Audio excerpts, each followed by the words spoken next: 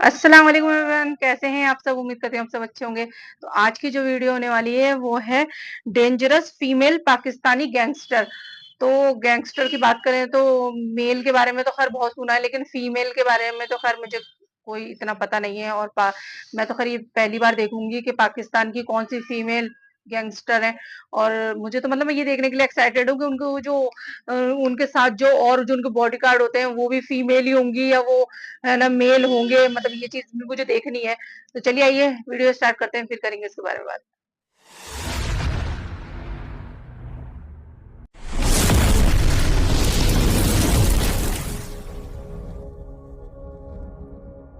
दोस्तों, क्या आप जानते हैं कि पाकिस्तान की सबसे खतरनाक औरत कौन है जो दर्जनों गनमैन्स के साथ ट्रैवल करती है? अच्छा, और क्या आपको दर्जनों। पता है कि पाकिस्तान में एक गैंगस्टर ऐसा था जिसने अपने पूरे इलाके में इस्लामी कानून नाफिज कर दिया था? आज की इस वीडियो में मैं आपको पाकिस्तान के सबसे खतरनाक और पावरफुल क्रिमिनल्स के बारे में बताने जा रहा हूँ। तो शुरू करते हैं अपना काउंटडाउन। सिद्रा सईद बंदेशा। दोस्तों, अगर सिद्रा डॉन्स की सईद। बात की जाए तो आमतौर पर किसी भी इलाके का डॉन या गैंगस्टर एक मर्द होता है। खास तौर पर हमारा माशरा ऐसा है जो किसी औरत को इस तरह गुंडागर्दी करने की इजाजत कभी नहीं देता। लेकिन इसके बावजूद भी पाकिस्तान में एक औरत ऐसी है जो अपने इलाके की सबसे खतरनाक डॉन मानी जाती है। इसका नाम सिद्रा है और ये फैसलाबाद के सबसे खतरनाक तरीन गैंगस्टर खानदान बंदेशा ग्रुप से ताल्लुक रखती है। सिद्रा पेशे के लिहाज से एक सियासतदान है और ये कई दफा एमएनए के इलेक्शन में भी खड़ी हो चुकी है। इसका रोब और दबदबा इतना ज्यादा है कि ये अकेली ही 100 मर्दों के बराबर है। ये 100 मर्दों औरत के जितनी बराबर है। बड़ी डॉन है, इसकी दुश्मनियां भी इतनी ही बड़ी हैं। इन दुश्मनियों के चलते इसके भाई और चचा का कत्ल तक हो चुका है। ओ, सिर्फ इतना ही नहीं बल्कि सिद्रा पर खुद भी कई दफा कातलाना हमले हो चुके हैं, लेकिन आज तक कोई इसका एक बाल भी बांका नहीं कर सका। जब ये घर से निकलती है तो इसका प्रोटोकॉल और सिक्योरिटी किसी प्राइम मिनिस्टर से कम नहीं होती। इसके आगे पीछे गार्ड्स की दर्जनों गाड़ियां होती हैं और आगे पीछे गार्ड्स की फौज मौजूद होती है। बहरहाल जो भी हो, पाकिस्तान जैसे मुल्क में ऐसा सीन रोज रोज देखने को नहीं मिलता। चौधरी हसाम वड़ाइच। दोस्तों, हसाम वड़ाइच का ताल्लुक वैसे तो फैसलाबाद से है, लेकिन ये शख्स मशहूर पूरे पंजाब में ही है और इसकी मशहूरी की वजह इसका पेशा है। कहने को तो ये एक पॉलिटिशियन है, लेकिन इस समेत इसका पूरा खानदान बहुत बड़ा गैंगस्टर है। असल में चौधरी हसाम का वालिद चौधरी अमजद वड़ाइच था, जो अपने दौर में कई दफा एमएनए भी मुंतखब हुआ। चौधरी अमजद के दूसरे सियासी लीडरों के साथ काफी दुश्मनी ताल्लुकात थे और आहिस्ता आहिस्ता ये दुश्मनी इतनी बढ़ गई कि बात खानदानों के कत्ल तक पहुंच गई थी। इन लोगों के पास ना सिर्फ ढेर सारा पैसा है बल्कि पावर भी हद से ज्यादा है, जिसकी वजह से ये अपने इलाके के बहुत बड़े बदमाश बन गए। आप बिलीव नहीं करेंगे कि ये लोग अब तक 104 बंदों का कत्ल कर चुके हैं। कुछ अरसा पहले इसके वालिद चौधरी अमजद की तो डेथ हो गई है, लेकिन इसका बेटा हसाम अभी भी किसी डॉन से कम नहीं है। इतना बड़ा गैंगस्टर होने के बावजूद आज तक पुलिस या एंटी करप्शन का एक भी शख्स इस पर हाथ नहीं डाल सका। उल्टा इसे इतना प्रोटोकॉल दिया जाता है जैसे ये कोई वजीर आजम है। हसाम की दुश्मनी इतनी ज्यादा थी कि एक दफा दुश्मनों ने इसके डेरे पर ग्रेनेड्स और रॉकेट लॉन्चर से हमला कर दिया था। लेकिन इसके अच्छा जी। ताल्लुकात इतने ऊपर तक थे कि प्राइम मिनिस्टर हाउस से इसकी हिफाजत करने के लिए 15 गार्ड्स भेजे गए थे। ये जब भी घर से बाहर निकलता है तो दर्जनों गाड़ियां इसके आगे पीछे हिफाजत के लिए मौजूद होती हैं। सिर्फ इतना ही नहीं बल्कि इसके साथ 24 घंटे गनमैन भी फिरते हैं जो कि हाईली ट्रेंड और प्रोफेशनल होते हैं। एनीवे जो भी हो, ये बंदा वाकई में बहुत पावरफुल है। काशी भट्टी। दोस्तों, आप में से बहुत से लोगों ने कच्चे के डाकुओं का नाम तो सुना होगा। ये लोग इतने खतरनाक है कि इनकी दहशत से पुलिस भी डरती है। लेकिन क्या आपको पता है कि पाकिस्तान में एक ऐसा क्रिमिनल था जिससे पुलिस तो क्या, कच्चे के डाकू भी डरते थे? कच्चे ये के जो शख्स डाकू। आप देख रहे हैं, इसका नाम काशी भट्ट था काशी और भट्ट। इसका ताल्लुक पाकिस्तान के इलाके सालार भटिया से था। बेसिकली ये अपने गांव का सबसे बड़ा क्रिमिनल था, बल्कि ये गांव को ही ऑन करता था। ये खुलेआम मंशियात और असला बेचता और किसी की जरूरत नहीं थी कि इस पर हाथ डाल सकता। आप बिलीव नहीं करेंगे कि इसने अपने इलाके की एंट्रेंस पर बाकायदा बोर्ड लगवा कर रखा हुआ था कि पुलिस की एंट्रेंस मना है, आने वाला अपनी मौत का खुद जिम्मेदार होगा। यहाँ तक कि अगर कोई पुलिस वाला इसके इलाके में घुस भी जाता तो ये उसके कपड़े उतरवा कर इसे गांव से बाहर ओहो। निकाल देता। इसके पास पाकिस्तान का सबसे जदीद तरीन असला था और ये डंके की चोट पर इसे बेचता भी था।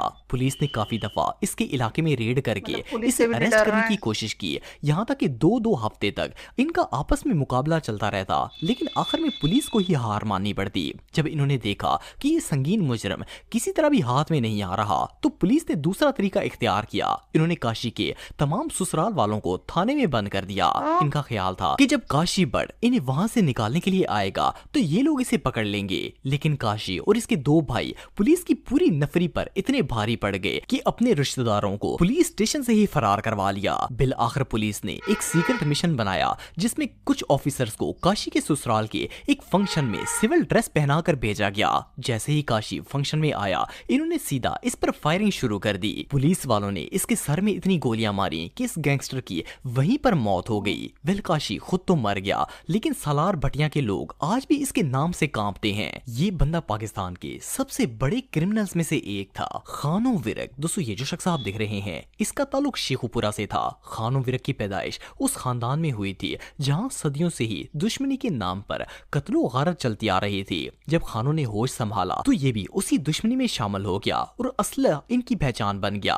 इन्होंने पे दर पे लोगों को कत्ल किया लेकिन आखिर में ये खुद पकड़े गए और अदालत ने खानों को मौत की सजा सुना दी। लेकिन इसकी किस्मत अच्छी थी कि इसे सजाए मौत मिलने से पहले बेनजीर की हुकूमत आ गई और इन्होंने सजाए मौत को 25 साल की कैद में बदलने का ऐलान कर दिया था। 14 साल तक खानों ने जेल काटी और फिर ये जेल से बाहर आ गए। लेकिन जब ये जेल से बाहर आए तो गैंगस्टर से कुछ और ही बन चुके थे। जेल के अंदर रहकर इन्होंने अल्लाह से इस कदर लॉ लगा लिए कि बाहर आने के बाद इन्होंने न सिर्फ अपने गांव बल्कि आसपास के 40 गांव में इस्लामी कानून नाफिज करने का ऐलान कर दिया। वेल खानों की दहशत के बारे में पता तो सबको ही था लेकिन कोई ये नहीं जानता था कि इनका इस्लामी रूप ऐसा होगा। इनका कहना था कि इनके इलाके के आसपास जितने भी गांव हैं वहां एक भी बंदे को नमाज छोड़ने की इजाजत नहीं होगी। अगर कोई शख्स गलती से भी एक वक्त की नमाज छोड़ देता तो उसे सख्त तरीन सजा दी जाती थी। सिर्फ इतना ही नहीं बल्कि इन्होंने मंशियात फरोशी पर भी पाबंदी लगा दी और 40 के 40 गांव में इसके नुमाइंदे मौजूद थे और अगर कोई मंशियात लेता या देता हुआ पकड़ा जाता तो उसे सीधा गोली मार दी जाती थी। खानों की दहशत इतनी ज्यादा थी कि इन 40 गांव में कोई मंशियात का नाम तक नहीं लेता था। इवन गांव के अंदर चोरी करने वाले को भी सजा दी जाती थी। इन्होंने खुले आम ऐलान किया हुआ था कि तमाम लोग अपनी दुकानें खुली छोड़कर नमाज पढ़ने जाएं और अगर इनका 1 रुपए का भी नुकसान हुआ तो मैं इसे 12 गुना ज्यादा अदा करूंगा। और ऐसा ही होता था। अगर कोई शख्स खानों के पास चोरी की शिकायत लेकर आता तो खानों ना सिर्फ चोर को पकड़ लेते बल्कि इस शख्स की रकम 12 गुना वापस करते थे। यहाँ तक कि अगर किसी घर में राशन नहीं होता था तो ये अपनी तरफ से राशन डलवा देते और अगर किसी के घर की दीवारें छोटी होती तो मजदूरों को बुलवाकर 1-2 दिन के अंदर ही दीवारों को ऊंचा करवाया जाता ताकि घर की इज्जत को महफूज रखा जा सके। पुलिस ने इन्हें कानून हाथ में लेने और लोगों को कत्ल करने के जुर्म में पकड़ने की बहुत कोशिश की लेकिन वो कभी कामयाब नहीं हो सके। यहाँ तक कि एक दफा फैसलाबाद, गुजरांवाला और शेखुपुरा समेत 10 इलाकों की पुलिस ने मिलकर इनके साथ मुकाबला किया लेकिन इन्हें पकड़ने में कामयाब नहीं हो सके। आखिरकार जनरल मुशर्रफ ने खानों के सर पर 5 लाख का इनाम रख दिया और इनके दुश्मनों ने मुखबरी करके इन्हें पुलिस के हाथों कत्ल करवा दिया। वेल पुलिस और इनके दुश्मनों के लिए तो खानों एक गैंगस्टर थे लेकिन आज भी अगर इनके गांव वालों से पूछा जाए तो इनके लिए खानों किसी हीरो से कम नहीं थे। तो ये थी वीडियो और आज की वीडियो बहुत जबरदस्त थी आज की वीडियो।